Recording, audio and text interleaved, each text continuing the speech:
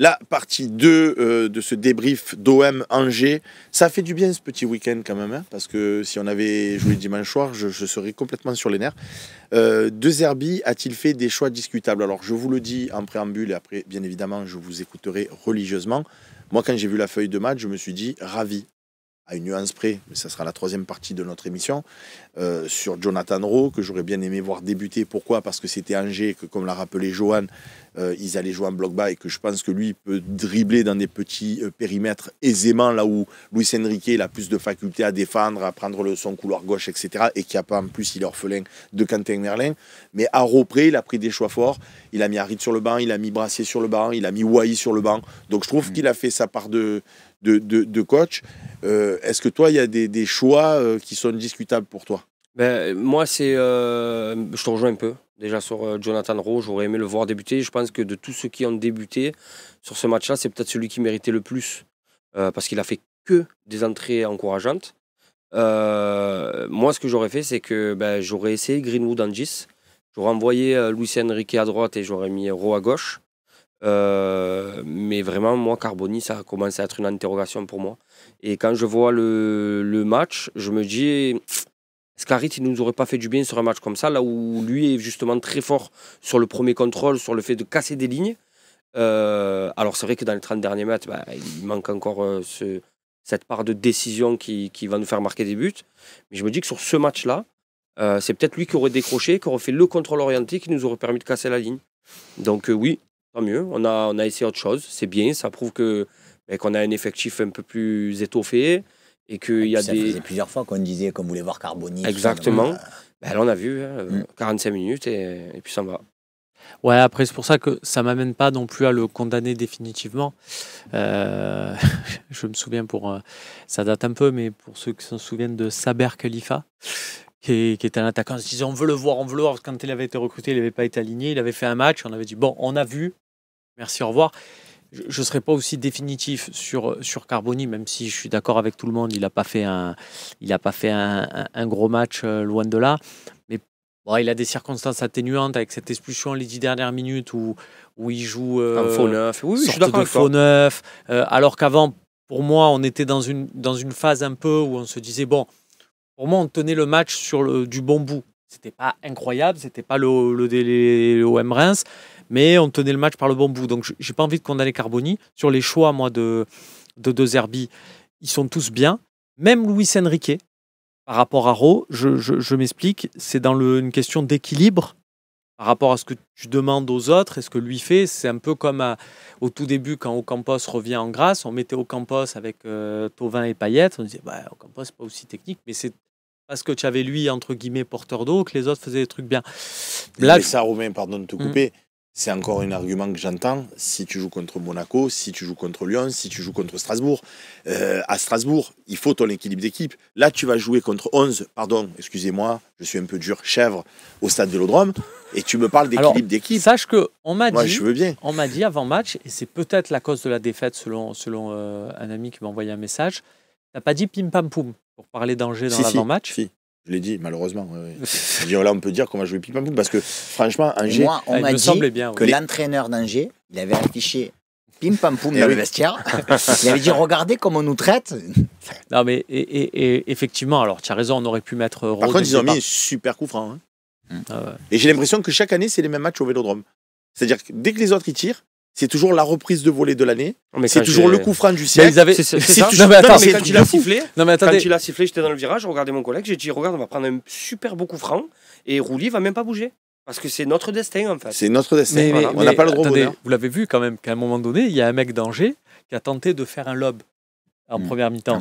Et d'un coup, je l'ai vu, j'ai dit mais tu vas pas voir que c'est lui. Et c'était lui. C'était ce bon Jean-Eudes Aoulou qui nous avait mis 2 buts de l'espace avec Strasbourg il y a 2 ans. Et ça aussi, quand j'ai entendu de Zerbi, pardon, je t'ai coupé, mais après tu reprends bien évidemment le film, qui dit en conférence de presse, ouais, il y a encore des réglages à faire parce que le mur n'a pas sauté. Si le mur avait sauté sur le coup franc, on l'aurait pas pris. Mais on en est là. On a des joueurs professionnels à qui il faut dire quand il y a un coup franc. Enfin, moi, depuis tous les matchs que j'ai vus depuis je sais pas, les 3 dernières années, maintenant, il y a un mec qui s'allonge par terre pour que justement, si le mur il saute, il y a le mec par terre qui empêche le ballon de passer. Et nous, Il n'y a pas de mec par terre. Mais en plus, il faut leur dire, les gars, sautez quand il y a un coup franc. Non, mais je deviens fou ou c'est que moi qui fais deviens une fou? parenthèse sur le coup franc, donc je m'y engouffre. Je veux dire, le coup franc, il ne doit jamais avoir lieu non Oui, plus. oui. Parce que là où c'est grave, c'est qu'on a Kondogbia qui fait pour moi un travail remarquable sur le côté.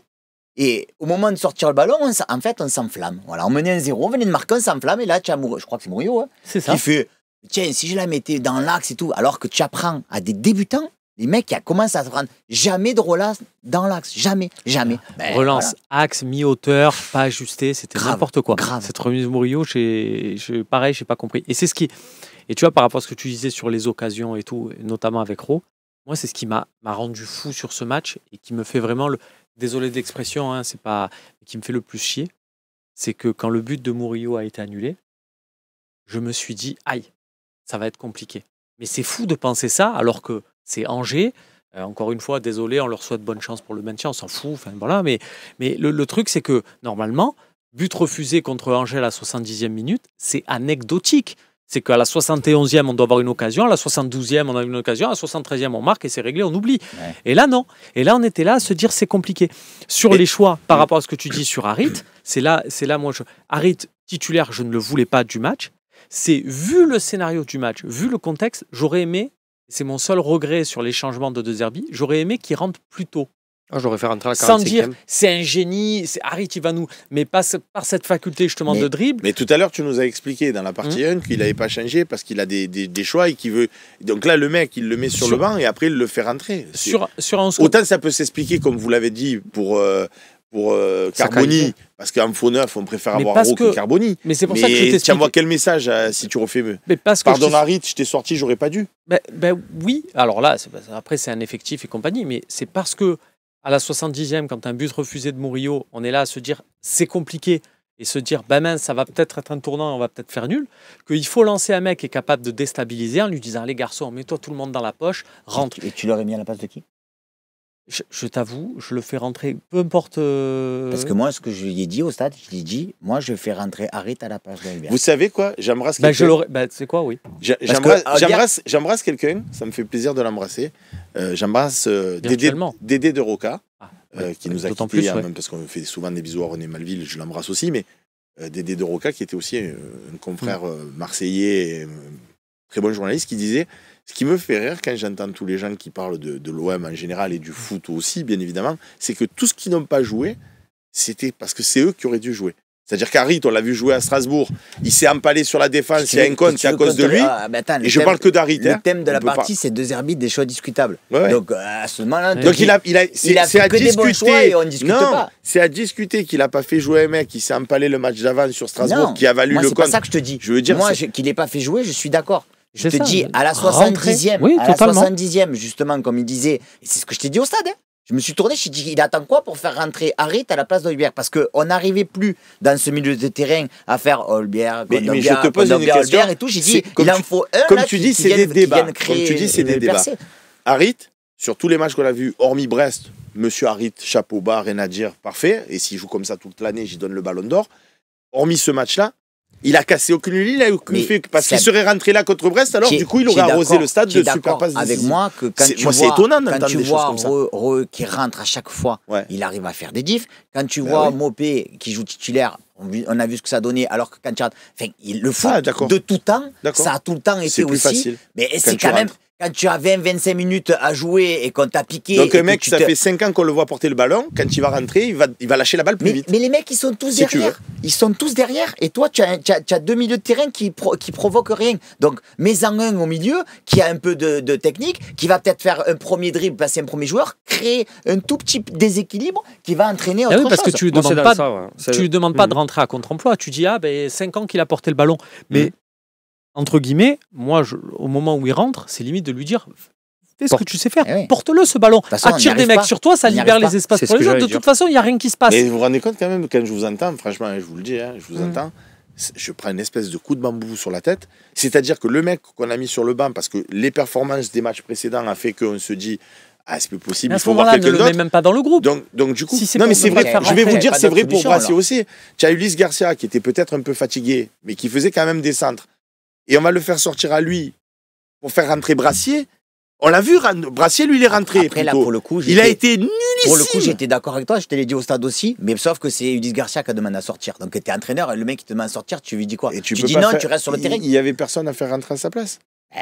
Pour faire un poste pour poste. Alors, moi, je voudrais. Qu'est-ce qu'il apporte offensivement, Brassier? Je voudrais juste revenir sur la question. Je pense que j'aurais fait pas grand-chose de différent de Zerbi, parce que tu l'as souligné, poste pour poste, on pouvait pas changer grand-chose. Je remarque aussi qu'Ulysse Garcia a fait un bon match, mais perso, j'aurais aimé voir Reheux, on va en parler, mais je comprends tous ceux qui me disent il fallait pas sortir Enrique. Donc moi, perso, pour faire jouer Ulysse Garcia et Murillo comme ils ont joué, c'est-à-dire en ailier, complètement en ailier, ben, j'aurais mis Enrique à la place d'Ulysse Garcia, et j'aurais mis Reheux, j'aurais mis les deux, et je me serais dit bêtement, je reçois Angers qui est dernier, je mets des joueurs au profil offensif pour faire des différences. C'est tout. Le reste, j'aurais fait pareil que lui. Ouais. Évidemment. On a pris beaucoup de temps pour la première partie, donc pas forcément des choix discutables sur le choix des hommes du départ, mais plutôt dans son coaching et dans sa manière d'aborder la rencontre. L'heure d'Euro a-t-elle sonné? On en parle tout de suite.